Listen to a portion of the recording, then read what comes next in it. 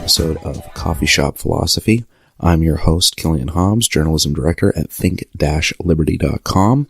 As always, make sure to visit the site, click the little bell for notifications for daily article updates, as well as you can follow us on Facebook, Twitter, anywhere you follow your social media, and you can listen to our podcast as well as the other podcasts on our networks, pretty much wherever you get your podcasts.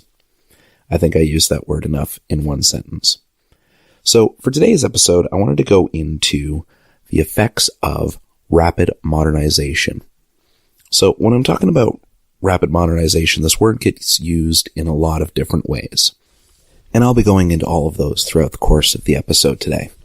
The main focus, though, is less on modernization as used in the social sciences, which is to say situations like what's going on in China, where you see rapid modernization in the sense of you have this rural farmer country that's been a rural farmer country for generation after generation after generation that's now evolving into a heavily urbanized, heavily industrialized society. And you're seeing the effects that that social change is having and that economic change is having on their country. Not just in the sense of, hey, their country has more money now and now they're that much more of a superpower, but more in the sense of what it's doing to their internal culture, their people, how it's changing government policy. The version that I'm looking into primarily today is the effects that it's had on our generation. So when I say our generation, I mean the tail end of Generation X forward. So Generation X, Generation Y, Generation Z, because when I talk about modernization and the effects it has, we can see the impact that it's had pretty clearly. Now, almost every person that's listening to this, I'm sure, can remember a time when they were a kid. Think back to when you were a kid. You remember things such as, going outside, playing catch. You remember having to be home when the street lights came on rather than a specific time because a notification on your phone would go off. You'd remember entertaining yourself with board games and card games and having to come up with little things like that to entertain yourself. And there was so much more of an emphasis on coming up with games and doing different things like that with your friends and going outside and socializing and all of that, that when everything started to switch, when we started to see the rapid development of technology, that's when we really started to see the effects.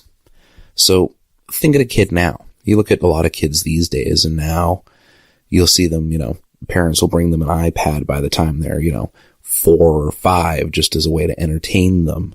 Kids will spend more time inside going online and talking to their friends through social media, or they'll go on, a Discord chat, or they'll have a chat option during one of their video games that they're playing.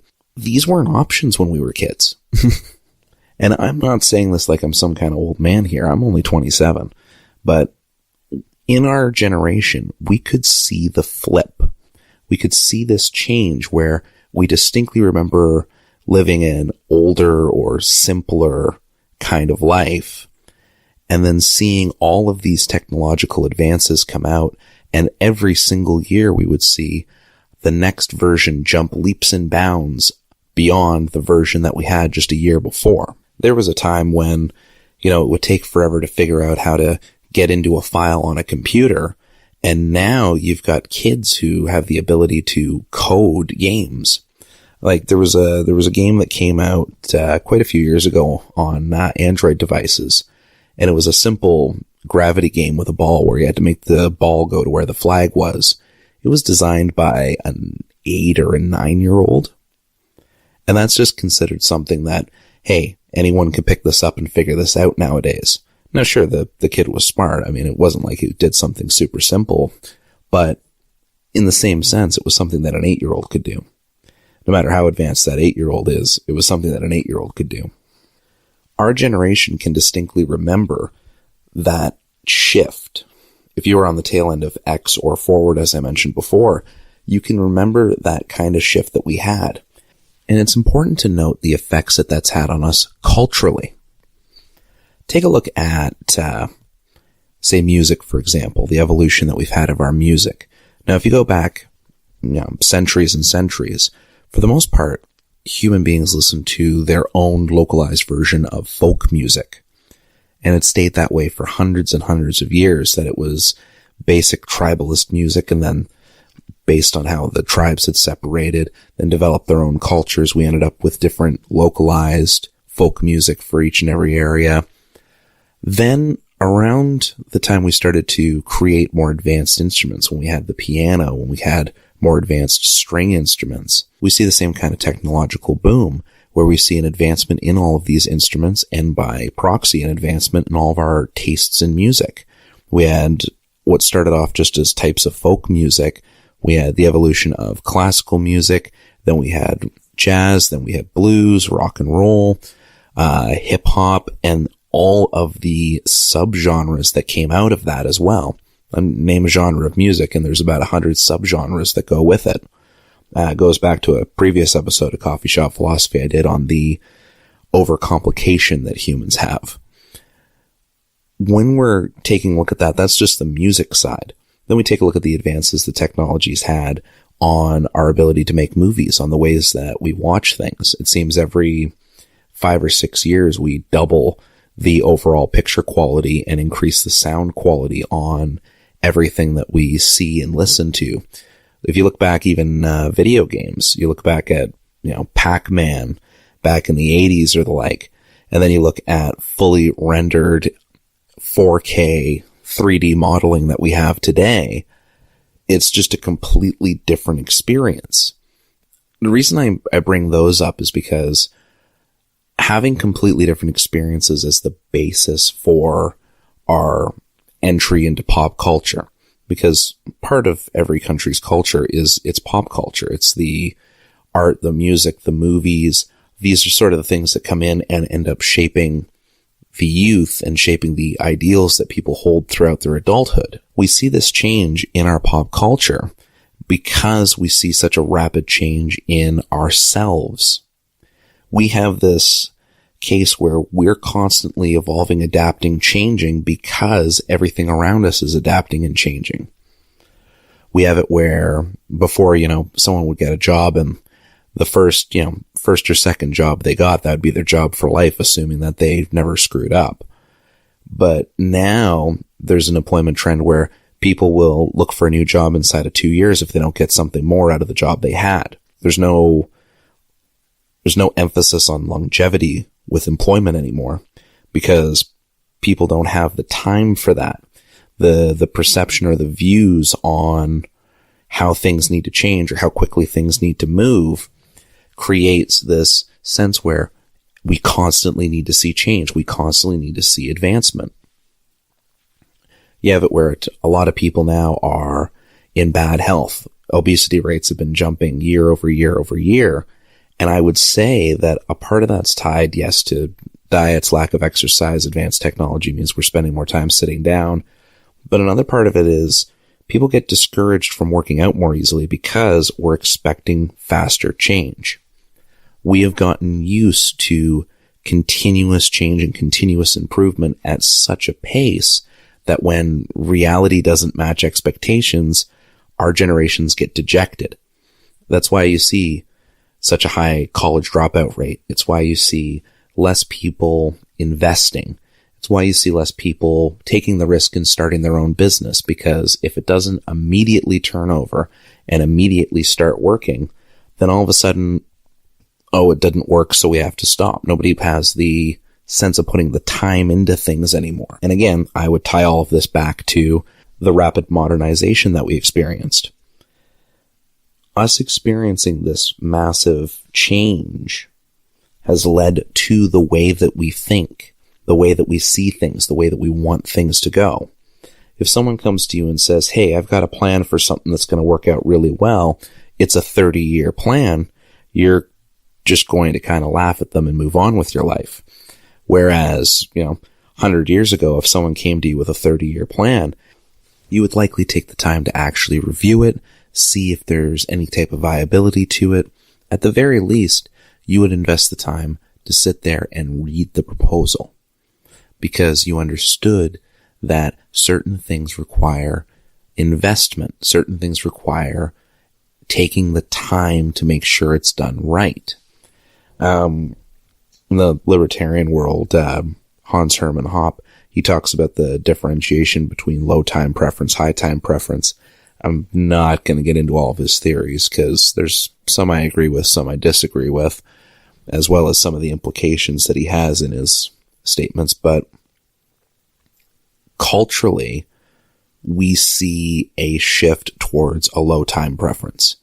And I would honestly say, going again with the cultural aspect, I would say that's part of the reason we see the levels of wealth disparity that we see today as well. Now, I'm of the mindset that someone else having more than I do isn't a bad thing. It's not something that makes me say, okay, we need to go get this fixed immediately. This needs to be done. This needs to be sorted out. There's no way someone else could have more than I do. That doesn't make sense. That whole line of thinking I find to be rather silly. However, we have seen a greater level of wealth disparity.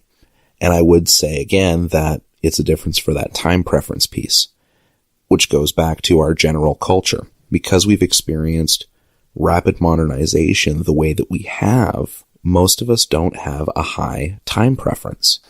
Instead of investing or even cooking meals at home, we'll go and grab fast food 9 times out of 10. Or, we'll pick ourselves up the newest TV once there's one out, the newest game console once there's one out. Upgrade our laptop every 3-4 years just because, we want to, we have to. Get in a line in order to pick up a new iPhone whenever the new iPhone comes out. And I mean, the thing could be said about crass consumerism at that point, and excessive consumerism, but I still would tie it back to our culture. Most of these behaviors are less a randomly occurring thing and more a byproduct of our culture. Almost every major movement that you've seen, every change that you see socially in any culture, not even just ours, but any culture, is related to the culture that the ideas came from. You can't separate social change from culture. It's just not, the two go hand in hand. In order for there to be social change, there has to be a form of society. For there to be a form of society, there needs to be some form of cohesive culture that connects people living in, X-sized landmass. So when we're taking a look at that and saying, okay, so culture affects how we work, how we play, what we consider interesting, what we don't, the way that we behave, what's happened to our culture, what happened to the way things used to be, why are we the way we are now? And the only thing that's changed is, everything.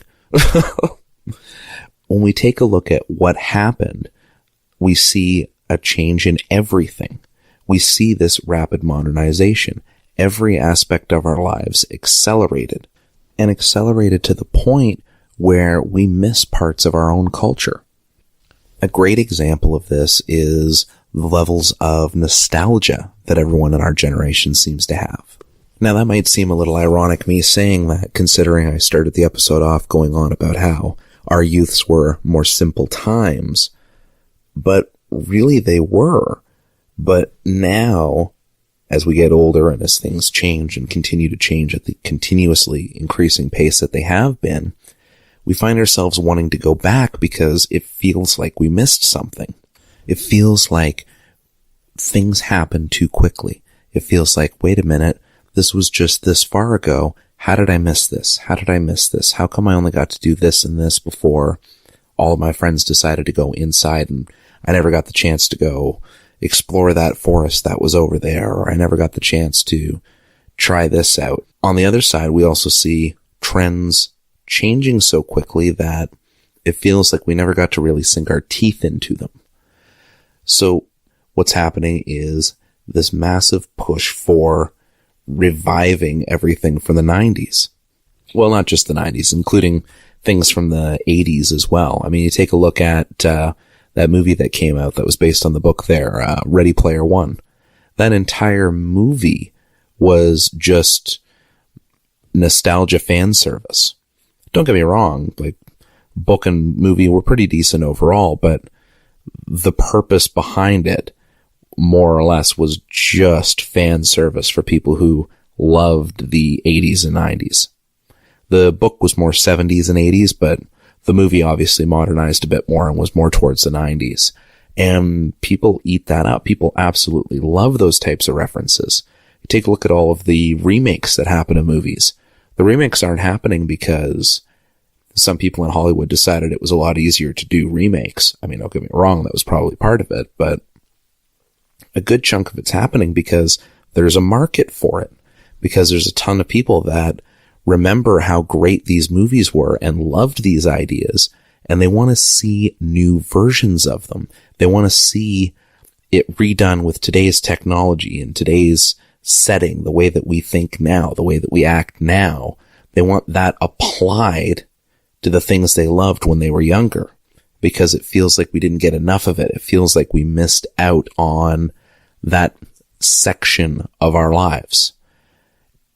We were obviously present for that time period, but again, it moved so quickly that there were parts of it that felt like we never got a chance to truly experience the way previous generations would have gotten the chance to experience aspects of their timeline culture. You take a look at, say, Greasers, for example. The, leather jacket, hair slicked back, 1950s bad boys style. The people that were alive during that time got the chance to experience that culture. They lived it from the start through the middle to the finish, and then they moved on from it. Well, not everybody moved on from it, but a good chunk of them moved on from it. Because they had the chance to experience the whole thing. There didn't need to be a revival of it in the 70s to make up for the fact that it happened in the 50s. Because they didn't have that type of rapid social change that we did. Now, I feel like I need to clarify here a little bit. They had tons of social change, obviously. The 50s led into the 60s and 70s. We saw, the rise of the hippie movement. We saw all of the outcry about the Vietnam War. We saw the first real changes to how we approached our dealings with other countries, the Cold War escalating, the sexual liberation, and of course the civil rights movement. All of those things took place for sure, but the background stayed the same. The way certain things were done stayed the same. You didn't see a massive change in how you listened to the radio. You didn't see a massive change in how you watched television. You didn't see a massive change in the kind of day-to-day activities you had to entertain yourself. Sure, the music would change whether you were going to a sock hop or you're going down to a disco 20 years later. But you didn't have a massive change in the things you could rely on, in the standards of your day-to-day life. Not everyone lives in their own social movements. Not every day that someone wakes up is about fighting for social progress. It's about living their lives day to day. And that might be all four different types of social progress, but the day-to-day lives of everybody were pretty consistent. There weren't massive jumps from year to year like was experienced in the 90s forward. Now, obviously, this means that we see a difference in how we want social change. Going back to, as I said earlier, one of the biggest things that we see in our generation and generations forward is this almost demand for immediate change. And it's because we have this sense of almost entitlement to time. We don't see the need for a movement to take 2, 3, 4, 5, 6, 10, 20 years to get anywhere. We want change now. And that's why I think you see the kind of shift that's taken place on college campuses, for example, where they go as far as to shut down freedom of speech, where they go to stop people from coming and presenting different ideas and having those debates and making those debates public, where you have actual safe spaces in order to prevent interference from whichever group of the week they decide shouldn't be involved in the conversation they want to have. It's because people don't believe that it's worth their time to be exposed to opposing ideas. They don't want to take the time to deal with the consequences of what they believe in. They believe in it. They want it to happen. That's that. Ears get plugged immediately. They do not want to hear the counters to that, because that would take time. Because that would mean slowing down social progress for the sake of having a conversation. I think it's why you see the amount of people in our generation that are either they go far right and they push for almost fascist control, or they go far left and they want everything to be almost communistic. You see a massive rise in communism again. And this is an ideology that, for all intents and purposes, should have been over with back in the beginning of the 90s. But because we don't want to have the time taken out of our lives to have these conversations, and we don't want to risk wasting our time having these conversations with our opposition and potentially having to slow things down, having to rework things, having to put more effort into our studies, our research, into backing up our claims, into presenting better cases, we lose out on the ability to have real social change. You'll see it where people will fight to have more freedom, and the way that they do it is to simply get the state to do it. And we have that happen because, again, we have this sense of entitlement about our time preferences and about how quickly we should get the changes that we want. And we don't want to invest. We don't want to take that time. We don't want to put that effort in. So this is why you'll see such an increase in support for state action, because our generation doesn't want to have to do the dirty work ourselves, because that would mean putting together a 30-year plan to get all of the change that we want to see happen. And as we saw earlier, that would be considered ludicrous by today's standards. Now, stepping away from the social change arguments for a moment, it's important to take a look at where this leads us. So, as we've seen right now, this rapid modernization, it's led to the crisscross of half-empty things that we fight for now, a change in attitudes, a change in how our workplaces operate, a change in the way that we view things like investment, the way we view our time preferences. It's changed who we are fundamentally because it's changed our entire culture. Stepping away from that, though, we have to ask, where does that lead us? What's the next step if we're constantly evolving and constantly changing our culture and ramping things up more and more? There has to be a place this is going. Now, some of the people listening to this might be familiar with a futurist by the name of Ray Kurzweil.